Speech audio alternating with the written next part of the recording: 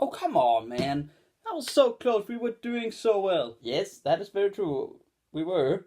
Oh, this was such an annoying loss, wasn't it? Well, that is true. However, How come I'm the one that screams? because I ain't that mad about the loss. What is up, guys, and welcome to today's video where the Minnesota Wilds unfortunately lost to San Jose Sharks 4-3. And honestly, I'm not even that mad about the game because we fought back from a 3-1 deficit going into the third period, and sadly we got beat by a really good hockey team. That you have to remember, San Jose Sharks is a really good hockey team that has some really good players, even before they added in Erik Karlsson.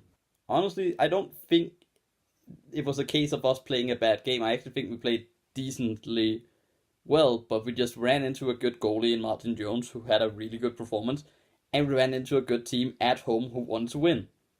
That's not a shame. We start off in a really bad sense because I think it's like in the first 5 minutes. Well, guess who scores? It's not Minnesota, just a hint. So the Sharks get the puck into the zone. I think it's on the power play, throws it across net, where Nino Niederreiter has completely forgotten that Sorensen is on the back post, and he has a wide open shot. No chance for Dubnyk, no chance for anyone. That one, however, is on Nino Niederreiter. Now, I think Nino Niederreiter has played really well in the past couple of games, and I think he has shown tremendous strength to kind of bounce back this year. But this one was definitely on him. And sadly, it isn't the first time that he kind of lost his man when he's pushing towards the net, and that just cost goals in the NHL. And this one was no exception. Nino Niederreiter is on the wrong side of Sorensen, who we will listen to, unfortunately, a lot of times this game. I don't like him at all. The rest of the period was interesting though, because I think San Jose ended up with 4 shots in that period, and we ended up with like 10.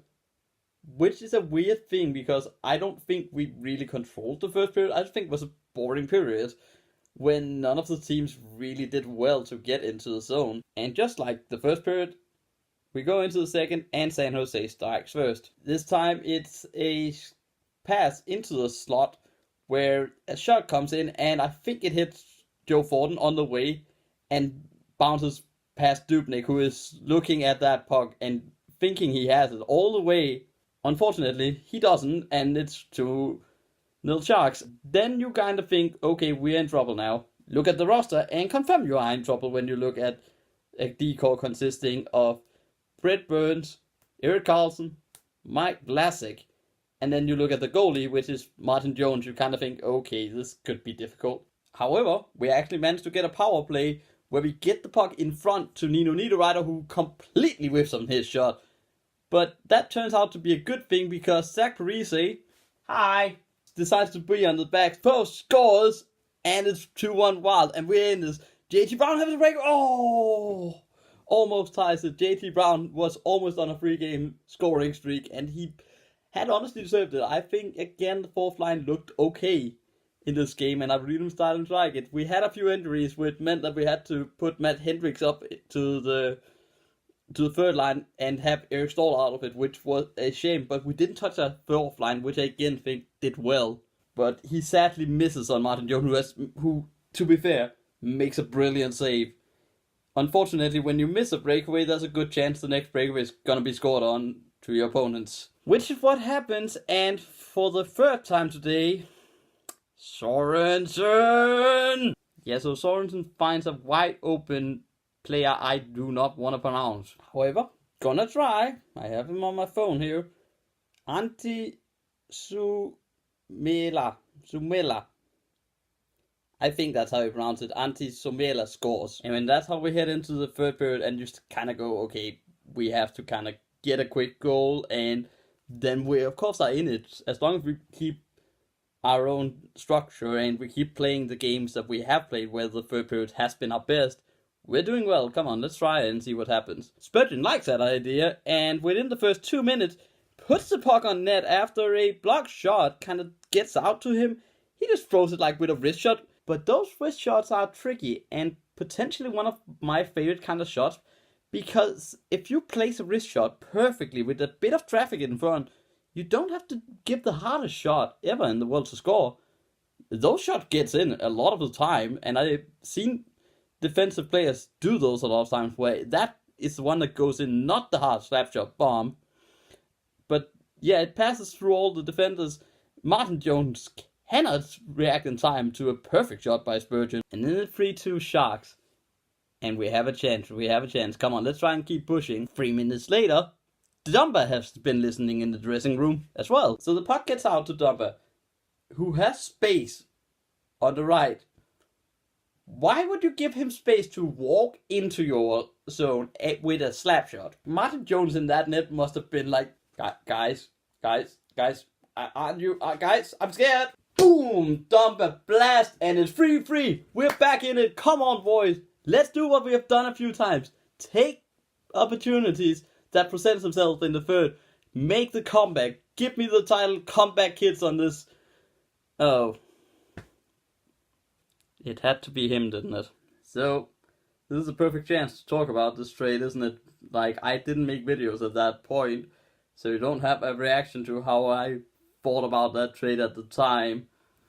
Let's just go with the now picture and say that trade probably didn't work out well for the Minnesota Wild. Yeah, David Sadaguchi and Charlie Coyle might have been decent players. I like Charlie Coyle. I actually think he's been doing alright this season. I think he has 9 points, which is decent. However, Brent freaking Burns. I might want Brent freaking Burns over Charlie Coyle. Just saying. Yeah, and again, he kind of proves it. He gets the puck, I think, kind of just willy-nilly kind of throws it on net. There's traffic in front, and I don't know if that hits somebody in front or that is just directly in from Brent Burns, but it goes in. Dubnyk cannot see it, and it's 4-3 Sharks from Brent Burns' stick. And that is how it ends. 4-3 to the Sharks, despite good pressure from the Wild in the end, where I think they did well to kind of pressure, but unfortunately to no avail. And we end up with a Brent Burns either game-winning goal or game-winning assist. None of those are good as a Wild fan. That just brings back bad memories. After this game, and that's where I think a lot of the stick came from this game, was that it was Brent Burns who got such an important role in the game, and a lot of bashing has been happening towards Charlie Coyle, which I think is unfair a little bit. Like, of course he's gonna be compared to Brent Burns, but in fairness, I think Charlie Coyle is a good player on his own. He's just not Brent Burns, which is pretty much 99% of the league that isn't Brent Burns or as good as Brent Burns. So it is an unfair standard to hold people into, but God, that was a bad trade, wasn't it?